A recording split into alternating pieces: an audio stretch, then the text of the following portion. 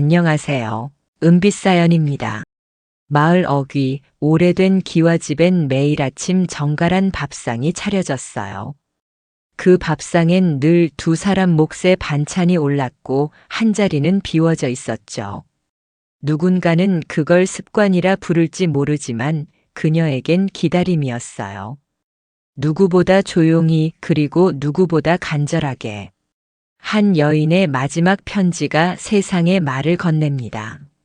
이야기를 듣기 전에 구독과 좋아요 부탁드립니다. 그럼 그 이야기를 들려드릴게요. 정자 씨는 올해 75이에요. 남편 떠나보낸 지는 오래됐고 지금은 시골 마을 끝자락의 작은 기와집에서 혼자 살고 있죠. 집은 오래됐지만 정자는 하루도 빠짐없이 마당을 쓸고 화초에 물을 주며 아끼고 또 아껴가며 살아왔어요. 아침마다 일어나면 가장 먼저 물부터 올렸어요. 무쇠솥에 팔팔 끓인 물로 세수를 하고 쌀을 씻고 가스불에 된장을 푼 찌개를 올렸죠. 그러곤 반찬을 하나씩 꺼내며 중얼거렸어요. 우리 현수는 멸치볶음보다 이 오징어채를 좋아했는데. 혼자 살지만 정자는 밥상 위에 항상 두 사람 몫을 차려놨어요. 자기 목, 그리고 아들 현수 목. 달걀말이 2줄, 고등어 반 토막씩 양쪽에 가지런히 놓고 국도 그릇 2개에 나눠 담았어요.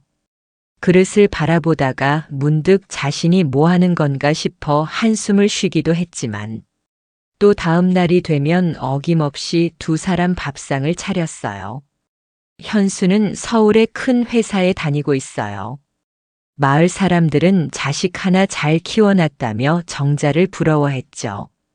어디 무슨 대기업 다닌다지? 정자댁 아들 아주 잘 돼서 이제 뭐 돈 걱정 없겠네. 정자 씨는 사람들 앞에선 그저 웃으며 고개를 끄덕였지만 사실 아들의 얼굴을 본 건 5년 전이 마지막이었어요. 그해 명절 이후로는 전화도 문자도 없었죠. 메신저 사진이 바뀔 때마다 멀리서 혼자 아이 얼굴 크는 걸 지켜보았고요. 어느 날은 손자 생일이라며 택배로 케이크를 보낸 적도 있었지만 돌아온 건 수령 완료라는 문자 한 줄뿐이었어요. 그러면서도 정자는 늘 같은 말을 꺼냈어요. 바쁘니까 그렇겠지. 현수는 원래 표현이 서툴렀잖아. 그리고 그 말 끝에는 꼭 미소를 지었어요. 마치 그게 습관이라도 되는 것처럼요. 하지만 아무리 익숙해진 고요함이라 해도 그건 결코 외롭지 않다는 뜻은 아니었어요. 그날도 정자 씨는 TV 앞에 앉아 있었어요. 볼만한 것도 없지만 그래도 리모컨을 손에 쥐고 있는 게 마치 세상과 연결돼 있는 마지막 끈처럼 느껴졌거든요. 그때 화면에 낯익은 광고가 흘러나왔어요. 지금 바로 부모님께 안부 전화를.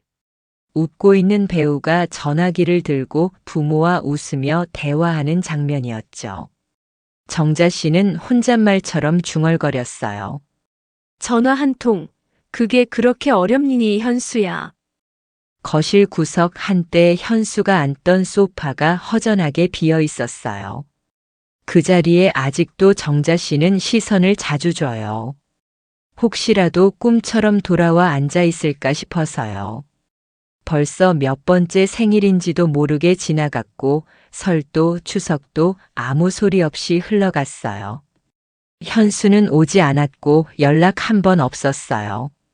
집 앞 우편함을 열면 늘 광고지만 혹시라도 그 속에 작은 편지 하나 있을까 기대하게 되더라고요. 그러다 종이 쪼가리 몇 장에 한숨을 내뱉고 괜히 현관 앞까지 나가보는 날이 늘었어요. 정자 씨는 알고 있어요. 현수가 바쁘다는 것.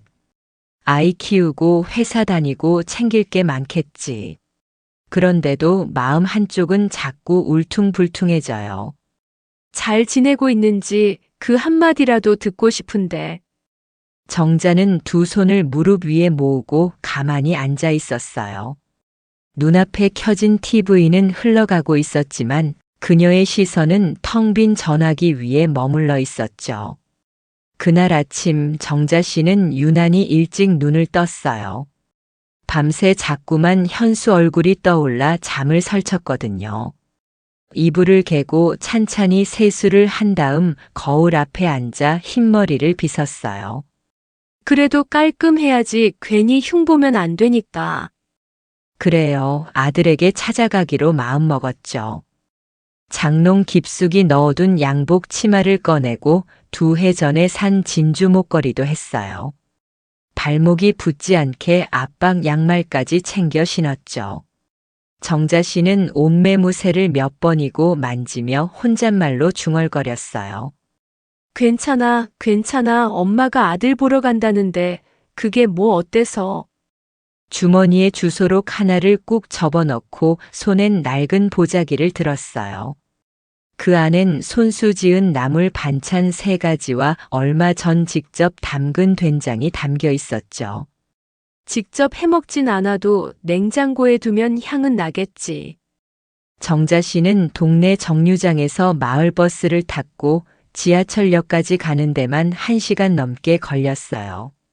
갈아타는 버스 안에선 손잡이를 꼭 쥔 채 유리창 너머로 바쁘게 오가는 사람들을 바라봤죠. 다들 바쁜가 봐. 나만 시간이 멈춰 있는 것 같네. 서울에 도착했을 땐 벌써 오후가 훌쩍 넘었어요.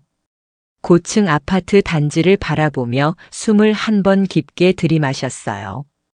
허허, 여기서 어떻게 살까? 에구, 저렇게 높은 데서 사람이 사는 것도 신기하다. 현수의 집이 있다는 동을 찾기까지 단지 안을 몇 번이고 돌았어요. 현관 앞에 도착해서도 도무지 손이 배를 누르질 못했어요. 혹시 다른 사람 살고 있으면 어쩌지? 며느리가 싫어하면 어쩌지?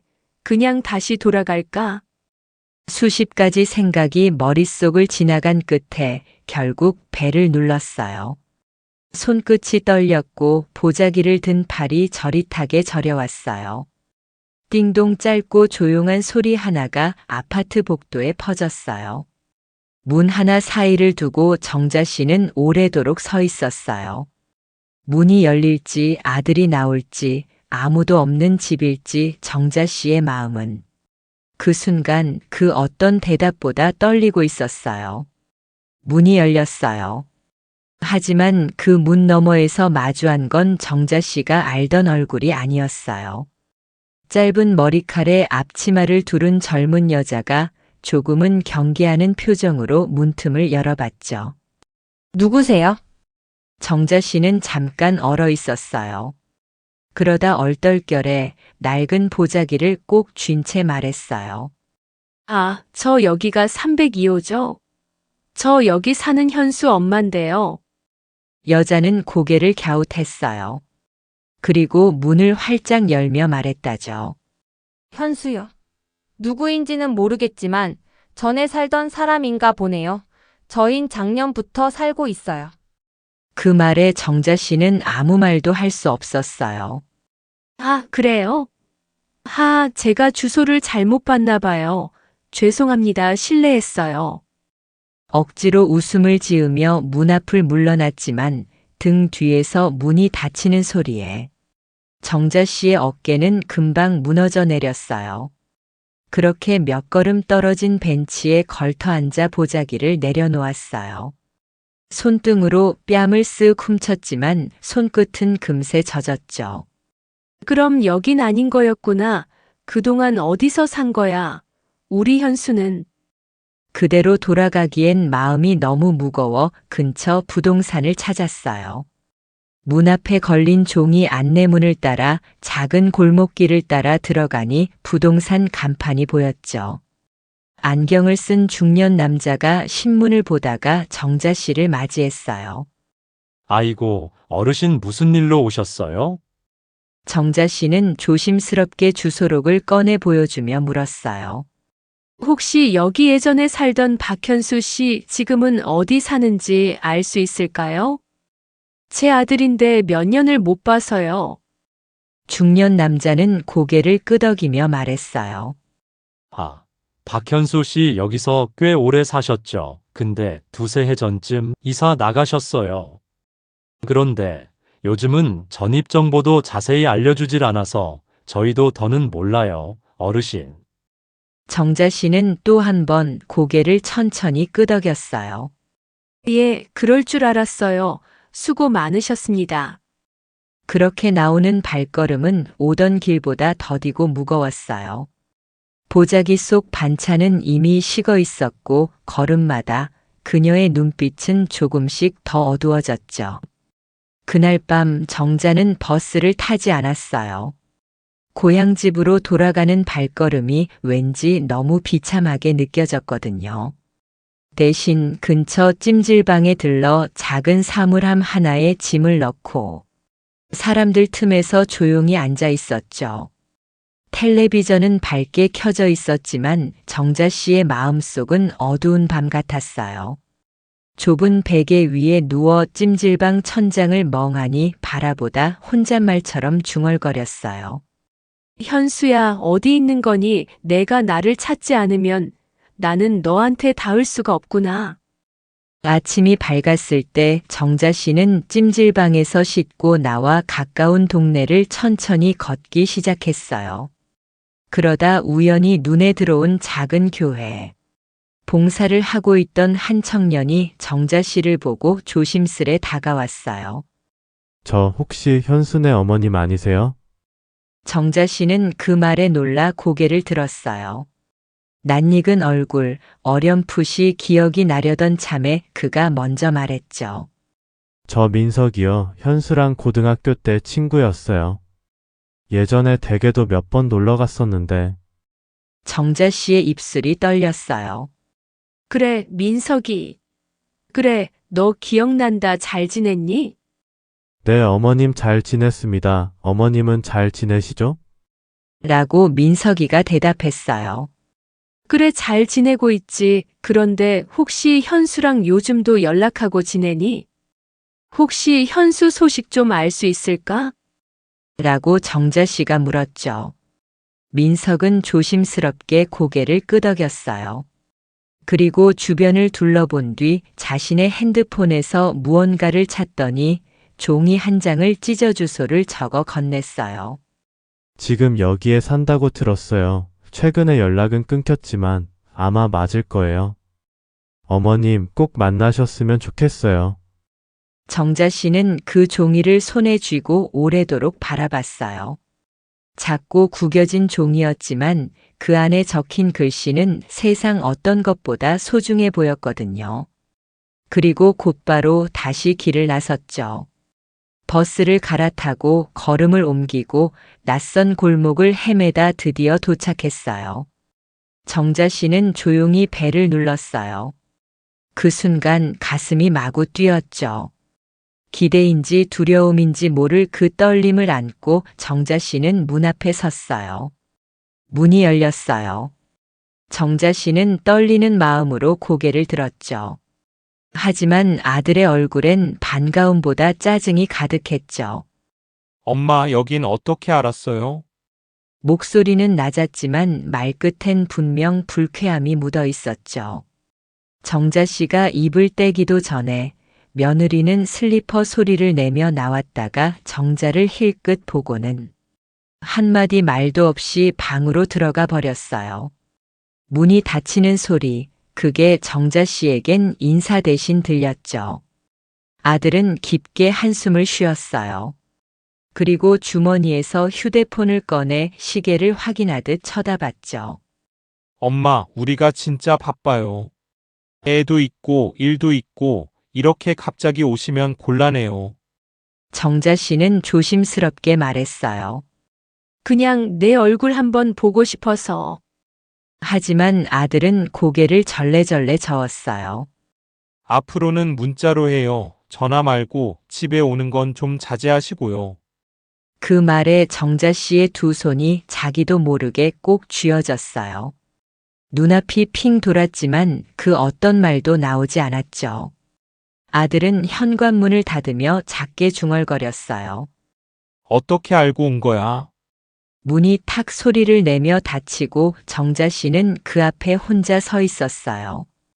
밖엔 비가 내리고 있었고 우산 하나 없이 고요한 동네엔 빗소리만 가득했죠. 버스 정류장에 도착했을 땐 몸도 마음도 이미 축축하게 젖어 있었어요. 정자 씨는 버스 정류장에 앉아 멀리 아들의 집이 있는 방향을 바라봤어요. 하지만 다시는 그 집으로 향할 일이 없을 거란 걸 그 순간 알 수 있었죠.